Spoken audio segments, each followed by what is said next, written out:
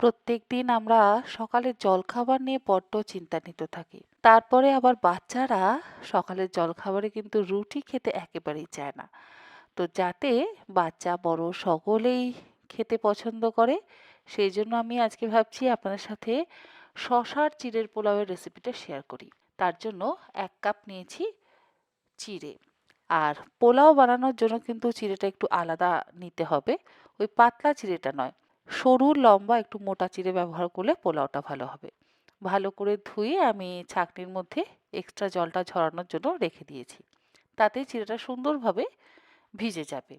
আর নিয়েছি আমি ২ টো ছোট সাইজের শসা। গ্রেটারের সাহায্যে শসাটা গ্রেট করে নিলাম। কড়াইতে দিয়ে দিলাম ২ টেবিল চামচ পরিমাণে সাদা তেল।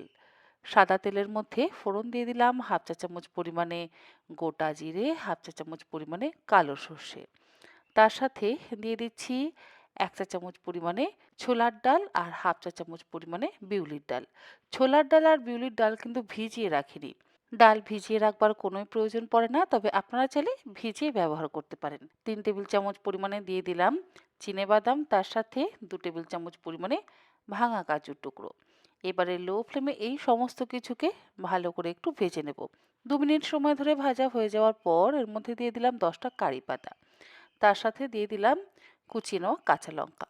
কাঁচা লঙ্কার পরিমাণটা নিজেদের স্বাদ অনুসারে ব্যবহার করবেন। ১ চা চামচ পরিমাণে দিয়ে দিলাম একদম মিহি করে কুচিয়ে নেওয়া আদা। সমস্ত কিছু একটু ভালো করে ভাজা হয়ে যাওয়ার পর ১/২ কাপ পরিমাণে দিয়ে দিলাম ফ্রেশ নারকেল কোড়া। এবারে নারকেল কোড়াটাকে দিয়ে আরও ১ থেকে ২ মিনিট একটু ভেজে নিচ্ছি। তারপরে এর মধ্যে দিয়ে দিলাম ধুয়ে জল ঝরিয়ে রাখা চিড়েটা। স্বাদ অনুসারে লবণ দিলাম। আর দিচ্ছি এর মধ্যে যে শসাটা আমরা গ্রেট করে রেখেছিলাম, সেই গ্রেট করে রাখা শসাটা। গ্যাসের ফ্লেম বন্ধ করে দিলাম। এবারে সমস্ত কিছু দিয়ে ভালো করে মিশিয়ে নিচ্ছি। গ্যাসের ফ্লেম জ্বালিয়ে কিন্তু করবার কোনো প্রয়োজন নেই। সবকিছু ভালোভাবে মিশিয়ে নেওয়ার পর এর মধ্যে দিলাম সামান্য পরিমাণে একটু ধনেপাতা কুচি।